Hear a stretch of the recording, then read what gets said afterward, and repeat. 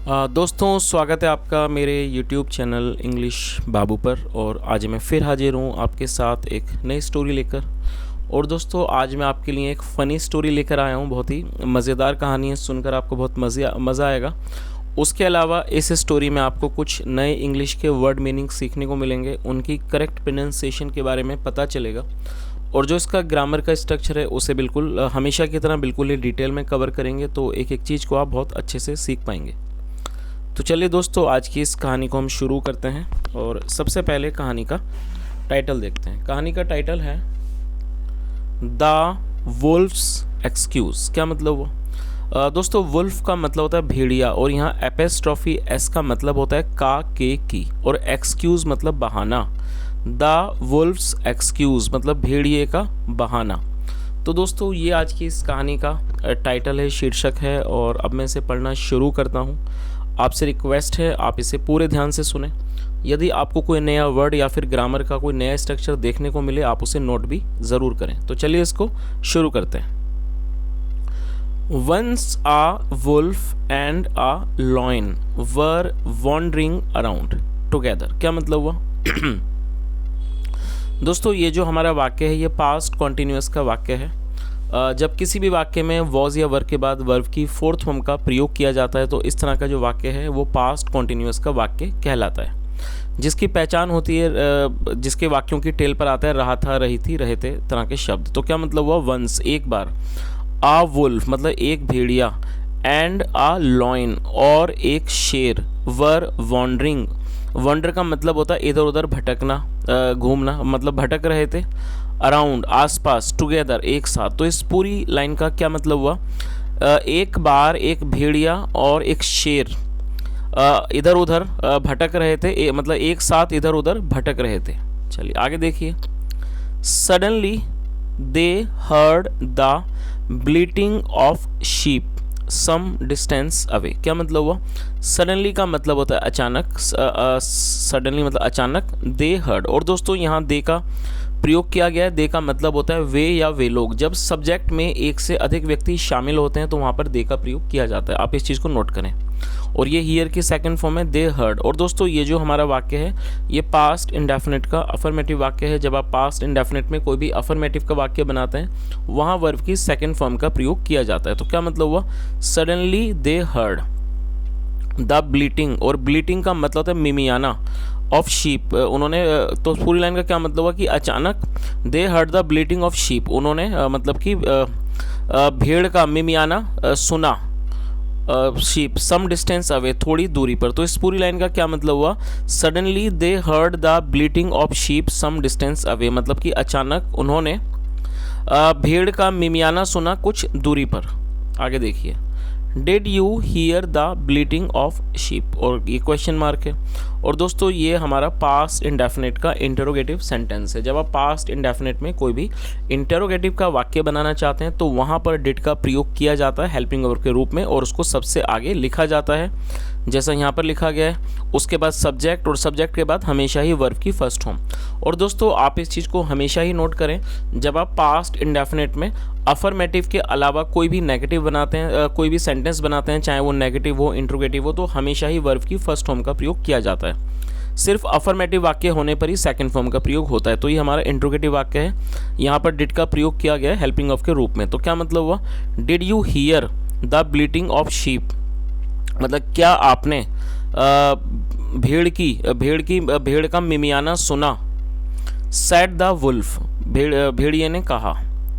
You please wait for a minute here, मतलब कि आप कृपया करके यहाँ 1 मिनट इंतज़ार करिए सर श्रीमान।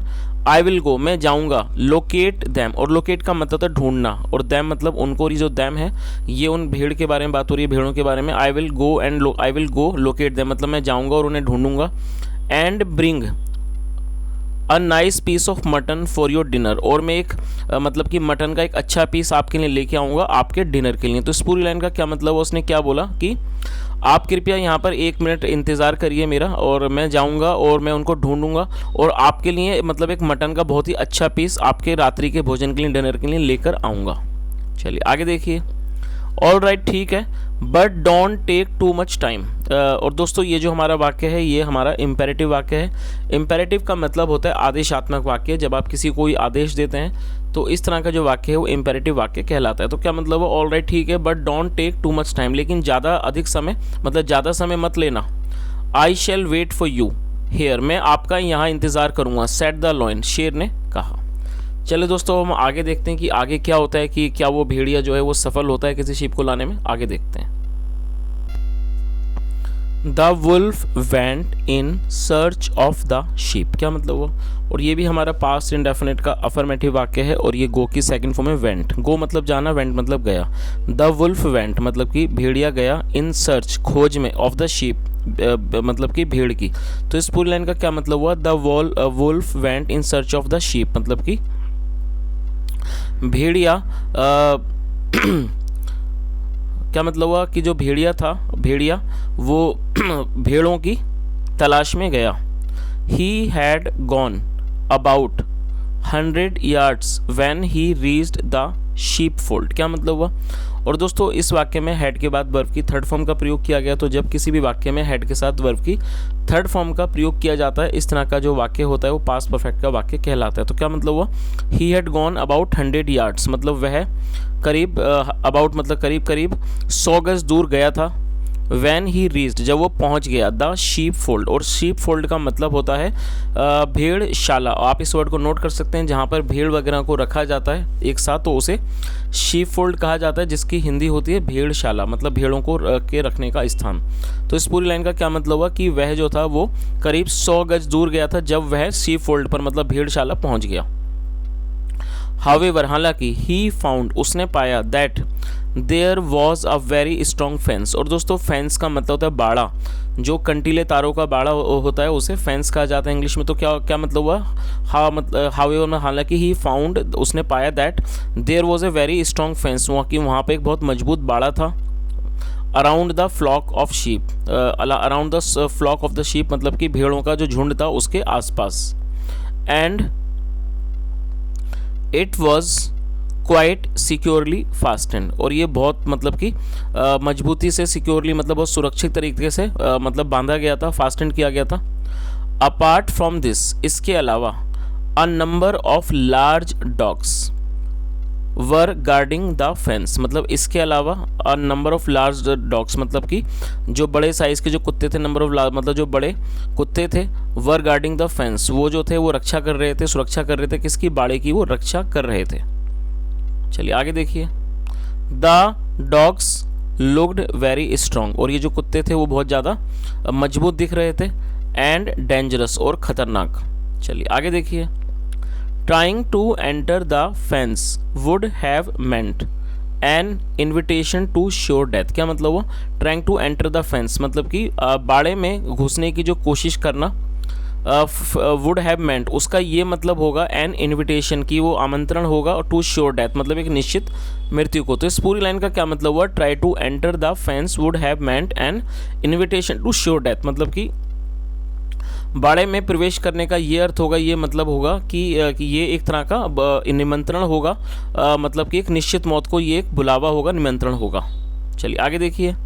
Seeing that there was not the remotest chance of success, क्या मतलब हुआ, सीइंग मतलब ये देखकर, there was not the remotest chance, और दोस्तों रिमोटेस्ट चांस का मतलब होता है दूरस्थ या दूर का भी मौका, मतलब कि ये देखकर, seeing that there was not remotest chance मतलब कि ये देखकर कि कोई दूर का भी कोई मौका नहीं है, ऑफ सक्सेस सफलता का, इन हिज वेंचर उसके काम में। ही थॉट उसने सोचा, it would be wise, it would be, और वाइज का मतलब था समझदारी या फिर समझदारी, इट वुड बी समझदारी की एक मतलब एक समझदारी होगी। टू लीव मतलब चले जाना, the sheep, to leave the sheep मतलब कि समझदारी होगी, to leave the sheep alone मतलब कि भेड़ों को अकेला छोड़ देने में ही समझदारी होगी। And return to his friend और अपने दोस्त के पास वापस लौट जाना, विद सम एक्सक्यूज किसी बहाने को लेकर। चलिए आगे देखिए। सर, श्रीमान, I am sorry to tell you मतलब मुझे इस चीज़ का दुख है आपको बताते हुए, आपको बताकर, that it was not worth taking all the trouble, मतलब कि it was not worth taking all the trouble, मतलब कि इतने सारे ट्रबल को, परेशानी को उठाने की मतलब कि इस चीज़ की, उस चीज़ की इतनी ज़्यादा कीमत नहीं थी कि इस चीज़ के लिए इतनी परेशानी उठाई जाए। Of course there are some sheep, मतलब वास्तव में देयर आर सम शीप, मतलब कि वहाँ पर असल में, मतलब सचमुच में वहाँ कुछ शीपें हैं, भीड़ हैं।